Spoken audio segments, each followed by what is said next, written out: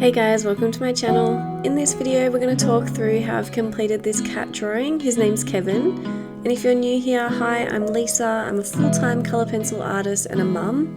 I focus mostly on wildlife artwork, but I also take on pet portrait commissions like this one from time to time. As a mum, I truly understand how calming and therapeutic colour pencil art can be, and I always encourage others to slow down, enjoy the process, and reconnect with the beauty of nature through art. Today I'm sharing a sneak peek of my full 6.5-hour tutorial on Patreon, where we draw this beautiful black and white cat. So if you feel like you'd like to give that a go, there's a link in the description where you can check it out, and also see my website for all of the tutorials over there. So let's get started. So the pencils I'm using for this one are Faber-Castell Polychromos pencils, but you can use any sort of pencils or colours that you have. So firstly we're going to start with the left-hand eye, and we're just going to use our eraser just to dab away some of that graphite. I'm going to use a really sharp black pencil, or you can use a dark sepia pencil just to put in the outline. Making sure to go in with a really light pressure, because if you make a mistake you can get it up. Making sure that you're going around the highlight sections as well. So see how I've done some little circles going around those highlight sections, and then going in with some of the white Holbein pencil or a white waxy pencil into those little highlights will help it stay nice and bright. And then going in with a base layer of the cold grey one and starting to add some of that juniper green. You want to make sure you're going in really lightly with the juniper green because it's a very pale sort of green colour in the eye. Putting down the base layer of the cold grey one will ensure that it stays nice and light, and then you just go through and lightly build up the tones to get it darker. And then you can start to go in with the sharper point of the pencil and start to add in some of those little details you can see. And then I started to add over some of the dark sepia and the cold grey 3 to begin to get it darker. Also adding some of the sky blue in the very centre, and then going over with black to get it nice and dark. Remember just to take your time, have really sharp points on your pencils, and make sure you're going in with really light layers so you can add a lot of layers on the top. And once your eye is in, you can go in and start to build up some of the colour around it. The eye is a really great place to start because you can just build on from that. Next we're putting in the other eye, doing the same process as before. So this is where you need to make sure your proportions are correct, and you can start to get a little bit of the personality and the character of the animal. Just paying really close attention to your reference photo. And then the trickiest part is starting to put in some of the fur. So before we go in with any of the colour pencils, we're going to go in with our embossing tool. So it's just like a metal object that just indents the paper. So you can go in and put your whiskers and fine white hairs and things like that on the page. And then once you go in with your pencils, you just go in very lightly, holding your pencil a little bit on the side so it's not straight up and down, and then go around these lines very, very gently, and you'll be able to see those beautiful white lines coming through. So first let's talk about the black fur. So first I go through with the black and do a really nice layer where it's the darkest black, and then you can go over and start to glaze in some of the colours that you can see underneath. So there are lots of pinks and oranges underneath this fur.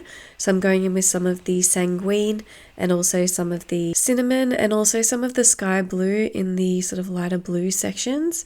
Through the ear, I do go through with an embossing tool and start to add in some of those really white lines so that they stay nice and crisp and white. And you want to make sure when you're doing this sort of texture that you're doing very light layers so that you can go in and do many layers. The more layers you have, the more the pencil will sort of smush together and help to saturate the page so it gets nice and dark. And then I'm just using some of my Zest-it colour pencil blender just on a brush to really lightly brush down this black to help blend it in and make it nice and smooth. So while we wait for that to dry, I've gone ahead and put in the right hand ear, and then now I'm going back when it's dried with some of the black to start to get a little bit darker. You also still go over with the same colours that we've put in before. So I'm using some of the oranges, purples, blues, putting that underneath as well.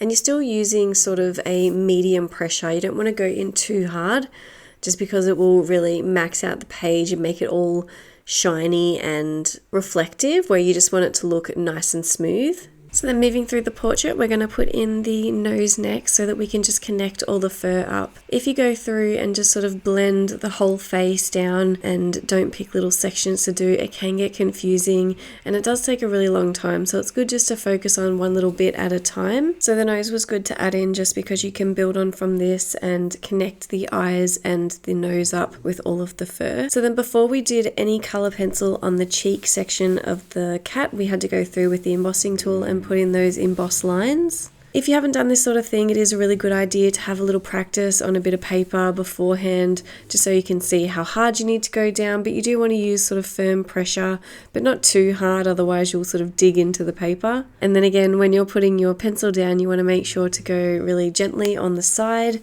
so that you're not getting any of your colour into those little whiskers.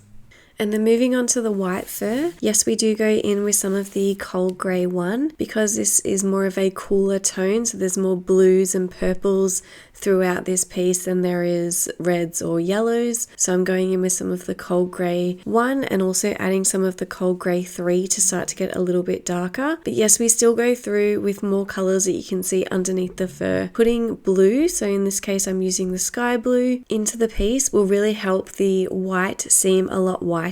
I also go in with some of the pinks, really lightly glazing my pencil on the side with some of the manganese violet, which is the purple colour, all to add sort of shadows and hints of colour.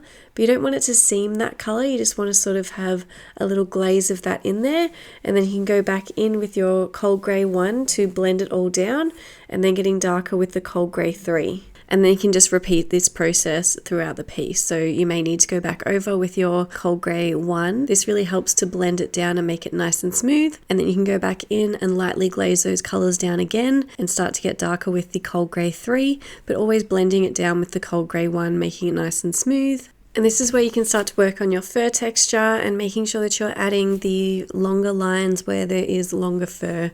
So you're wanting to put the pencil down and flick it off in the direction of the fur. Putting it back in the opposite direction of the fur will also make it look like there are lighter furs overlapping the darker furs. We talk more about this in the tutorial, which is really great to learn this sort of thing. We have some great techniques in there, including using the embossing tool, white waxy pencil, solvent, and blending all of this fur down. So if you like this video, remember to like and subscribe. In the description below will be a link to the tutorial on Patreon. And so now it's time to take off the tape and then cut the edges down.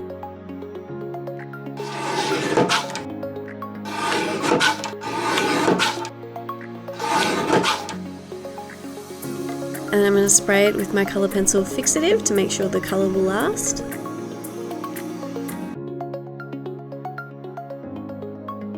Taking some final photos to send to the client, and here's the final result. I really hope that you like this one, guys. I'll see you in the next one. Thanks, bye.